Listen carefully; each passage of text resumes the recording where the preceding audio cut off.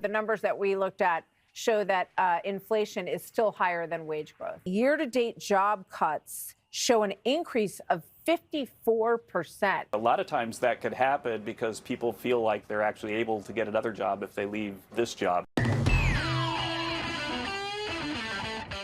Let's hop into Trump economic stooge Kevin Hassett on Fox News, struggling with even the softball questions they have for him to defend the facts of the Trump administration's economic collapse. If you can, leave us a like on the video. We really want to get to 30,000 subscribers. You guys help us out a ton, and let's just get right to the breakdown. Year-to-date job cuts show an increase of 54%. That seems like a troubling number. What's your take on it? Well, don't forget that there's hires and there's fires and there's separations and new jobs, and so net job creation for the year is very positive.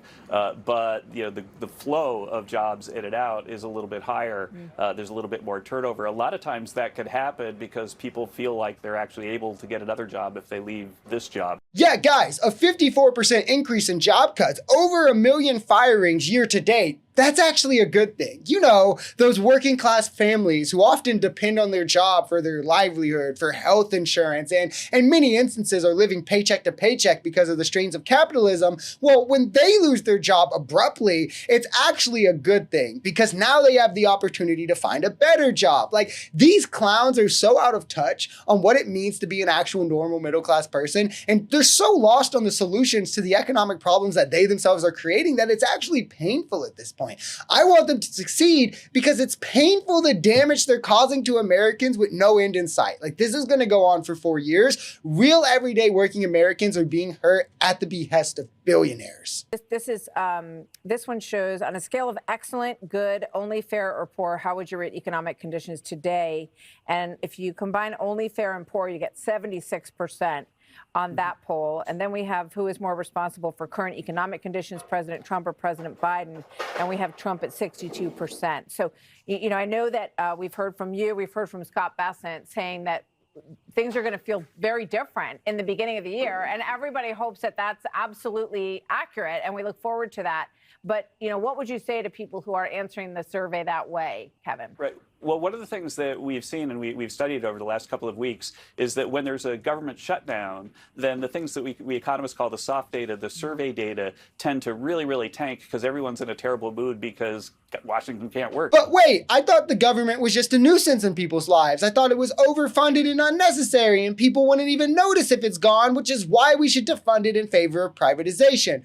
How does that equate to, oh, well, people only feel bad about the economy because the government was shut down? Wouldn't that then imply that the government has some bearing on people's economic outlook? Is it because then that's just the talking point that allows you to do the but Democrats talking point that you like to do and avoid all culpability and, not have to present any real meaningful solutions to the very real problem in front of you, despite the economic strain being caused by your policies? The economy was weakening prior to the shutdown. We had rising inflation, we had unemployment going up, manufacturing job loss, underperforming GDP, and it's continued after. But I'm sure it was because of the shutdown that was from MAGA anyway. The numbers that we looked at show that inflation is still higher than wage growth.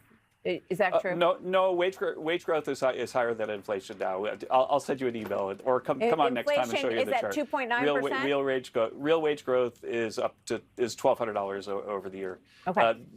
We'll be happy to take a look at that. Notice how when he's talking about wage growth, he says the dollar mark when they were talking about the percent growth in inflation, and that's because the percent is not higher than the inflation growth, and he doesn't want to have to say that. Which, by the way, wage growth had outpaced inflation for over 2 years under Biden, was outpacing it massively and trending up while inflation was trending down when Biden handed the economy to Trump, and Trump's policies single-handedly shot inflation up and wages down to where now inflation growth is outpacing wage growth. And it's pretty simple to see, right? Jobs are cutting hours, they're cutting wages, they've cut positions, all to fix the stopgaps, largely because of Trump's tariffs and because of some of his other bad policies. It's insane that these clowns can do this to millions of people, negatively affect the working class's livelihood, and they don't even have the courage to own up to it. Like, it's sickening that these are the people we elected into office. They can't even admit that things are going wrong enough to try to fix them.